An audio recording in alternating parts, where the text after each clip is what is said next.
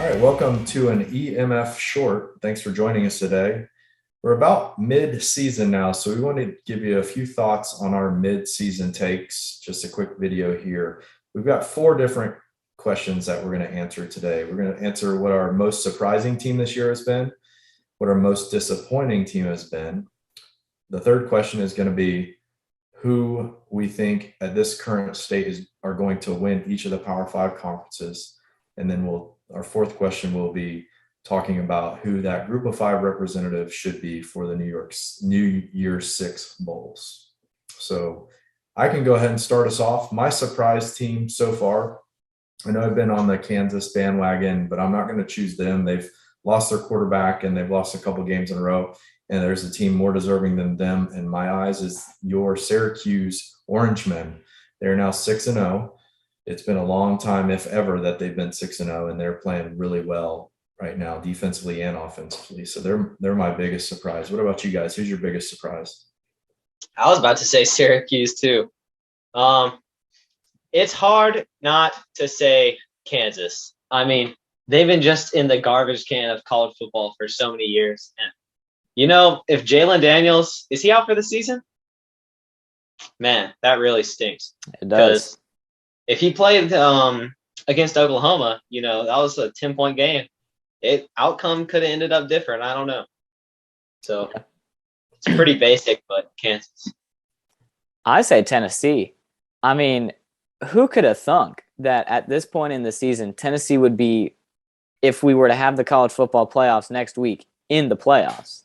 Like, I could have never thought that. I mean, especially with Josh Heupel being in his second year, a couple of recruiting violations along the road. I'm like, I'm not necessarily 100% on board with Tennessee. But, I mean, they're playing phenomenal football. Hendon Hooker, he surprised me, definitely. I mean, I knew he was going to be good, but, I mean, geez Louise, he's playing lights out. And especially that wide receiver core, the fun gun offense, taking a page out of Steve Spurrier's book. I got Tennessee for my most surprising team. Yeah, I think that's a really good one. And if I'm honest with myself, I'd probably say the same thing. I've called you guys out several times for your Mississippi State and how low you had them in the SEC preseason. Well, here's a little tell on my end. I didn't think Tennessee was going to be very good, and I had them at number 5 in the SEC East preseason, and you guys both had them at number 2. So you guys win that one. Thank you very much. I just wanted to, I'm not always giving the negatives. All right. Give some positives as well. All right. So biggest disappointing team for me is going to be Oklahoma Sooners. Ooh, yeah, that's gotta hurt. I mean, good win this week against, like you said, Kansas without their quarterback, but their defense is terrible. They've given up 4 straight games of 40+ points. And you can't tell me that they don't have more on that team to be able to compete better than they've been competing. So they're the biggest disappointment for me so far. Yeah, I'm going to go with the Aggies. They've played terribly this year. It's been so disappointing because they had that number 1 recruiting class. Jimbo's been a little suspect his entire career at Texas A&M. Everyone thought last year was going to be the one to turn it around. And it was like, okay, last year they weren't very good. This is the year they turned around. And right now they're 3-3, and not a lot of hope for the rest of the season. So that's really disappointing. So A&M is my most disappointing team. All right, my most disappointing team, Notre Dame. They stink. I mean, come on. I knew everyone thought Marcus Freeman. He's a pretty young head coach. He's got a lot of experience being the DC at Notre Dame. But no one expected them. I mean, it's just 3-3, but that's kind of like the worst record that, if you think about it, Notre Dame has had in a while to start off the season. I mean, losing to Marshall, that's unacceptable. And especially giving Stanford, who is not good, their first FBS win of the season. What can I say, Notre Dame? You better get it on track. I mean, they're very much already out of the playoff race. So now they're just fighting to stick it with a bowl. I think they'll do that, but everyone thought they'd win against Marshall too. So, how do you like that? So, all right, there's our first 2 questions. The third one's going to be the Power 5, who we think is going to win those Power 5 conferences. Out of the ACC, I have Clemson. Big 12.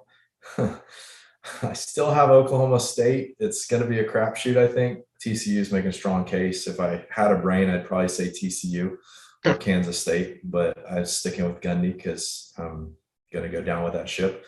Big 10, Ohio State. Pac-12, I got Oregon. And then SEC, I got Georgia winning it all. How about you guys? Let's see. ACC is hard not to pick Clemson considering everyone else is not really any good at all. Big 10, Ohio State, no surprise there. They're really good. Big 12, wide open right now. But I think I'm going to have to I don't know. I think I'm going to go with TCU. You know, they've been rolling this year. The Horned Frogs, they've been having some really dominant victories this year. Pac-12, I'm going with UCLA, another undefeated team. But, you know, they haven't lost a conference game all season. So go with them. And SEC, call me a homer as much as you'd like to. Roll Tide. Give me Alabama. I don't care. All right. You're a homer. Yes. Twice in one episode. Oh man, we're just roasting Noah today. I don't care. He'll be fine. All right. Big 10, I got Ohio State. Big 12, I'm gonna say TCU too, which, you know, I'm hesitant to say that because I think if Oklahoma and TCU played again, I think Oklahoma State would win. But I think I got TCU for that.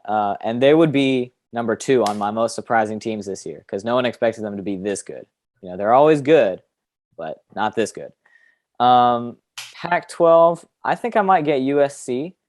I think they're going to bounce back. You know, call me a homer for that one, but I'm not completely on the USC bandwagon, but I think I got USC for that. SEC, I'm wanting to pick Georgia. Obviously, I don't want to, but I'm kind of leaning towards Georgia. But hey, if Tennessee keeps playing the way they're playing, Alabama-Tennessee rematch in the SEC championship. How about that? I love that. That'd be nuts. That'd be interesting. So, anyways, who am I forgetting? Am I forgetting anybody? ACC, right? ACC, Clemson. Yeah. I think we all forgot about the ACC. Yeah. Clemson, I say probably maybe Clemson FSU rematch. Oh, hey, but don't count the Cuse out. Yeah. No. Don't count them out. I think they have Clemson this week. They do? I believe. So, yeah. Never know. All right. Last question is, who is our group of 5 representative? That's going to be the highest ranked group of 5 team that will break into that New Year 6 bowl game. For me, it comes out of the American Conference. I think that conference has established itself as being one of the stronger group of 5 conferences. You've got right now Cincinnati, Tulane, UCF, all at the top of that conference. And part of me wanted to say Cincinnati, but I looked at it and I believe that it's probably going to be UCF. They're playing really well right now, and they've got games at home against Cincinnati. They still, I believe, have to play Tulane. So it's going to be between those 3 teams, but I see UCF winning their way out of those 3 teams and making a New Year's 6 bowl again under Gus Malzahn. I think I'm going to go with UCF. They've played surprisingly well, even though they kind of irritate me because they have Gus Malzahn as their head coach. But I don't know. They looked pretty solid last week. So I think it's going to be UCF. I think they're going to sneak into the top 25, and everyone's going to be like, really? They're in a New Year's 6 bowl? But yeah, I don't know. I think UCF can do it. And their quarterback, the first few games was really down on him, John Rice Plumlee. And he's all baseball player, couldn't hit a broadside of a barn with a pass. But the last few weeks, he has really been on his game. Yeah, I'm going to have to agree with UCF. Obviously, I don't think any of us think that they're going to make a New Year's 6 bowl. I mean, unless you do. No, I do. Oh, you really think they're going to make a New Year's 6 bowl? Yeah, I think they're going to be the highest. Yeah. I think they're going to be the highest group of 5 representative. But I can see them, finishing within the, top 15 maybe by the end of the season, depending on how they play. So, yeah. UCF. I guess all across the board for that one. My second would maybe be UTSA, but I'm not 100% on that. I mean, they played well last year. I haven't really kept up with them. I'm just looking at a list of F or group of 5 teams right here. I mean, Coastal, they really haven't been playing very well either. Because there's kind of a steep gap between UCF and literally everyone else. So A little bit. who knows? Yeah, Coastal just got beat this week for the first loss by Georgia Southern, so that was not a good look. Or not Georgia Southern. They beat James Madison. I'm sorry. Yeah, it was who beat Coastal? I don't know. Who did Somebody beat Coastal? Let's see. Someone look it up. They are no longer undefeated. They are no longer undefeated. That is true. Oh, it was Old Dominion. Yeah, that's what I Old was Dominion saying. killed Coastal 49-21. Mars. Wow. Ouch. Yeah. Any given Saturday, guys. Any given Saturday. All right. Well, if the second half of the football season is as entertaining as this first half, we'll be all right. Yeah, for sure. Renaissance season part 2. Yeah, I know, right? All right. Well, thank you for tuning in to this episode of EMF Shorts. We will get this posted as soon as we can. You know, we're kind of on time crunches, as in me, because I edit all this stuff. But yeah, we'll hopefully get this out before the show. We'll get you caught up with Eat More Football on the road when I went to the Jags game. Spoiler alert, we lost. Big surprise. So yeah, looking forward to this week's episode 10 of Eat More Football. We'll see you in the next one. Don't forget to follow us on Instagram and Twitter at Eat More Football, and then send us any of your questions regarding the show or college football or any sport in general, and we'll answer it in our What's Cooking section at eatmorefb@gmail.com. That's Instagram and Twitter at Eat More Football, and then our email is eatmorefb@gmail.com. See you next time.